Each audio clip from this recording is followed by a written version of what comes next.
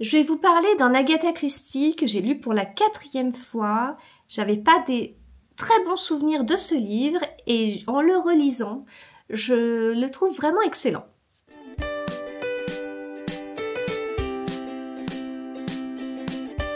Bonjour à tous, j'espère que vous allez bien. Nous allons parler de 5 petits cochons. 5 petits cochons. Alors 5 petits cochons, ça fait référence à une petite comptine en fait qu'on trouve dans le livre. C'est un roman policier d'Agatha Christie avec Hercule Poirot, sorti en 1942 dans sa version originale. Et moi j'aime quand Hercule Poirot arrive très très vite dans l'histoire. Quand on commence le livre, les 2 premiers mots du livre, après introduction, après le titre de l'introduction qui s'appelle Carla le marchand, le début de l'histoire, les 2 premiers mots sont Hercule Poirot. Voilà. Mais je vous dis, quand je l'ai lu pour la 3e fois, j'en avais pas des très bons souvenirs. C'est une cold case, c'était particulier et tout. Et j'avais fait un book club polar à Paris sur Agatha Christie. Et chacun devait présenter son Agatha Christie préféré. Et une participante avait dit, moi c'est celui-ci. Moi, j'en avais pas des très bons souvenirs et tout, ça me titillait un petit peu. Et dans le cadre du Raid Christie 2025, organisé par les héritiers d'Agatha Christie, etc., etc., puis ce qui est devenu le compte officiel, enfin bref. La suggestion pour le mois de janvier, c'était de lire 5 petits cochons. Donc moi, cette année,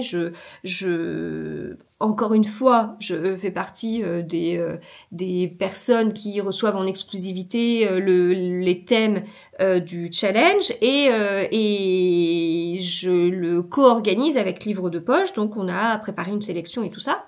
J'ai essayé le plus possible de me rapprocher de la sélection proposée par le compte officiel d'Agatha Christie. Et là, pour le mois de janvier, c'était 5 petits cochons. Et je me suis dit, pourquoi pas, en fait, pourquoi pas. Ça peut être l'occasion de le relire et de voir ce que j'en pense, quoi. Enfin, est-ce que je suis toujours d'accord avec moi-même ou est-ce qu'il est meilleur, en tout cas que dans mes souvenirs, en tout cas il méritait que je lui redonne une chance. Et puis je me souvenais aussi de passages un peu longs et tout. Enfin vraiment, j'avais pas des très très bons souvenirs. Je me souviens très bien où j'étais quand je l'avais relu. Enfin, c'était il y a pas si longtemps que ça non plus. Je vous l'ai déjà chroniqué depuis que j'ai mon compte Instagram. Voilà. Donc j'ai totalement changé d'avis. Déjà, je ne me souvenais pas du tout du dénouement au moment où j'ai commencé le livre. Et au bout de 1 ou 2 chapitres, je me suis dit, ah si, ça y est, je me souviens, le dénouement, c'est ça. Ça m'a perturbée, en tout cas ça m'a marqué pendant quasiment toute ma lecture du livre, avant de me rendre compte que c'était pas du tout ça. C'était pas du tout ça. Donc j'ai vachement été surprise, oui, forcément, j'ai pensé quelque chose qui était faux. Il m'a beaucoup plu, j'ai aimé le rôle de Poirot dans ce livre, je l'ai trouvé plus travaillé psychologiquement, mais c'est vrai que dans les Agatha Christie, il y a une bascule, il y a un moment où elle va plus sur l'aspect psychologique en fait dans sa carrière d'autrice, et là je trouve qu'on y est en fait, il y a vraiment un travail qui est fait au niveau psychologie des personnages, plus travaillé que dans d'autres titres, et surtout la construction, elle est tellement méthodique, elle est tellement rigoureuse, elle est tellement à l'image de Poirot. On a cette cold case en fait où on a Carla le marchand qui vient voir Poirot, elle veut se marier et en fait le truc c'est que elle est la fille d'une meurtrière et cette meurtrière a tué son mari, qui est donc le père de Carla, quand elle était petite. Et puis ensuite, voilà, elle a fait sa vie ailleurs. Et là, elle est un peu gênée par cette sorte d'héritage qu'elle pourrait avoir. Et donc, son idée, c'est de demander à Poirot d'enquêter pour savoir ce qu'il en était vraiment, en fait. Est-ce que sa mère a vraiment tué son père ou pas? Et du coup, Poirot va devoir enquêter sur cette affaire qui a 16 ans. Donc, il va aller voir l'avocat de la défense, Alors il y a plein de termes, je sais pas si je pourrais me rappeler de tous les termes. Bon, oui, il y a l'avocat de la défense, après il y a l'accusation, après le jeune avoué, parce qu'en fait il y a des personnes qui sont décédées depuis aussi, le vieil avoué, le superintendant de police, ça à chaque fois c'est un chapitre, donc c'est pour ça que je vous dis c'est vraiment super bien découpé, super bien construit je trouve. Et puis ensuite on arrive aux 5 petits cochons, donc 5 personnes qui étaient dans l'entourage des parents de Carla. C'était particulier parce qu'en fait, Caroline, donc la mère, celle considérée comme une meurtrière, et que du coup, bah, le but du livre, c'est de savoir si elle l'a réellement été ou pas. Donc, elle avait une jeune sœur. Son mari, donc qui s'appelle Amias Creil, lui était peintre, artiste, etc.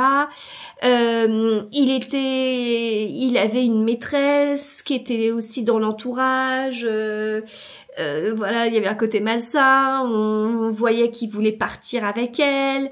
La maîtresse en jouait. Caroline était du coup très très peinée.